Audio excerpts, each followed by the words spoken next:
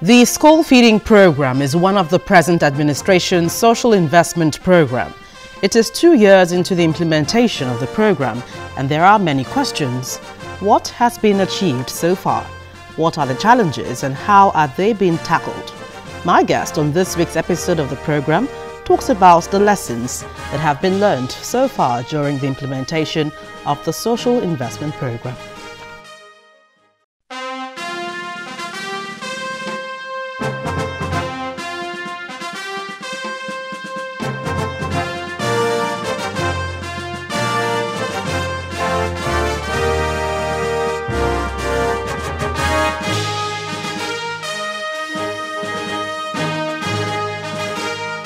Hello there, welcome to Dateline Abuja. I'm Gloria Umezuke.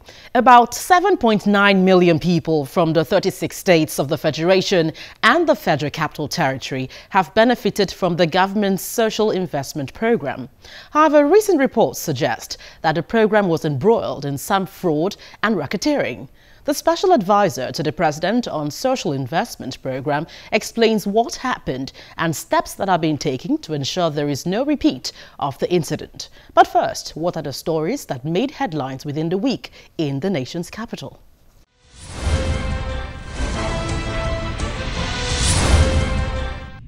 The chairman of the Independent National Electoral Commission, Professor Mahmoud Yakubu, has insisted that there is no plan to increase the polling units for the 2019 general election by 30,000.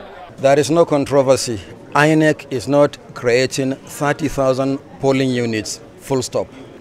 The National Assembly has summoned President Muhammadu Buhari over the spate of killings across the country. The House of Representatives took the decision first after considering a motion on the spate of attacks in Benue State. The House will suspend sitting for 3 days in solidarity with Nigerians over the killings in the country. They are also calling for the sack of the service chiefs. The Senate took a similar decision after considering a motion on the state of insecurity in the country. That the Senate agrees there should be a joint, there should be the summons of the Mr. President to address us in the joint session. Then all our leadership can do is to meet with the speaker there to agree on a date. Meanwhile, the Christian Association of Nigeria has condemned the recent killings in Benue State and other parts of the country. Addressing a news conference in Abuja, the General Secretary of the association, Reverend Musa Asake, called on President Muhammadu Buhari to, as a matter of urgency, address the matter in the interest of peace and stability. Lawlessness and impunity are reigning supreme in Nigeria.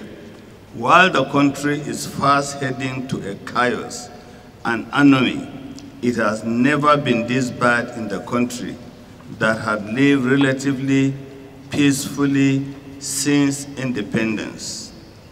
The sad angle to it is that the Nigerian President Muhammadu Buhari is not giving majority of Nigerians an impression of being deeply touched by the turn of events.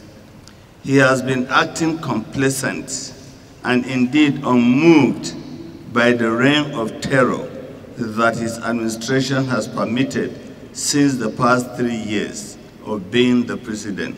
Over the past few days, Fulani harassment bandits, gunmen, and others have mowed down more than 300 people in cold blood only in Benue State alone, to cite an example. While the figure continues to rise by the day, this is not to talk about numerous innocent citizens that were killed in states like Adamawa, Taraba, Kogi, Plateau, and others in the southern region of Nigeria. In the meantime, the National Economic Council has agreed that the movement of cattle across the country has to stop. Addressing State House correspondents after the council meeting, Governor Dave Umahi of Ebonyi State said the council has approved ranching, especially in the 5 states mostly affected by the farmers-herders crisis.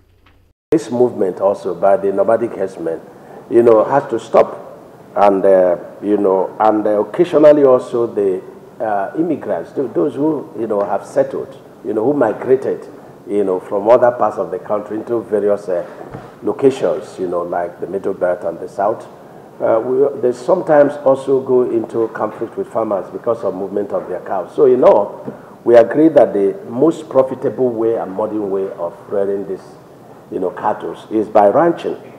Vice President Professor Emil Shibajo has blamed the non-implementation of 2 ECOWAS protocols for the lingering crisis between herders and farmers. Speaking at the opening of a ministerial summit on the crisis, Professor Shibajo urged ECOWAS states to ensure strict adherence to the protocols. 2 ECOWAS protocols are critical to the conversations that we're going to have here today. The 1979 Protocol of Free Movement of Persons, Goods, Capital and Services, and the protocol relating to transhumans in 1998. Regrettably, what we have been confronted with over the years is the failure to fully follow and enforce the terms of this protocol. Some federal lawmakers have suggested that President Muhammadu Buhari be impeached for purchasing the Tucano fighter jet without the approval of the National Assembly. The House of Representatives had described the president's action as unconstitutional and impeachable offense. In the Senate, some senators suggested the impeachment move because the action is in violation of some constitutional provisions. The matter also caused some uproar in both chambers of the National Assembly. President Buhari had written to both chambers requesting their approval for the withdrawal of the fund because he believed the National Assembly would have no objection to his action. We have a procedure. All we can do is to list it, and then all the issues we have raised can be raised, and then the House will come to a decision on this matter. So we'll select it for debate. In another development, the National Economic Council is backing the president's request for anticipatory approval for the purchase of the Tucano fighter jet. Addressing State House correspondents after the council meeting, Governor Abubakar Badar of Jigawa explained that the purchase was done under emergency circumstance. Governor Badar explained that the federal government had sought to purchase the military equipment in several markets but failed, and when the United States offered the opportunity, the government did not want to waste time. We have been battling with approval from America to buy this equipment since 2014. We have been begging Americans to sell these equipments for us. We tried Dubai, they could not allow because it's patented. We tried, I think there is a factory in one of the, I think it's in Brazil. The federal government tried, we couldn't get. The Americans still couldn't sell to Nigeria. Then luckily, the president said it's okay to buy. That's President Trump. So we have to quickly buy before they change their mind. The federal government has presented a check of 135 million naira to victims and family members of the September 20, 2013 killings of some squatters in an uncompleted building in Abuja. The payment is coming 4 years and 7 months after a panel of inquiry by the National Human Rights Commission indicted the security agency of violating the rights of the victims and consequently ordered the Department of State Services to pay compensation to the victims. The Attorney General of the Federation and Minister of Justice, Abubakar Malami, who made the presentation on behalf of the federal government, said the gesture is a confirmation of President Muhammadu Buhari's commitment to upholding the rule of law, justice and respect for human rights. This gesture, in no small measure, has emphasized the role of the National Human Rights Commission as an independent organization with statutory duties for the promotion and protection of human rights. It also serves an extrajudicial mechanism for the enhancement of enjoyment of human rights.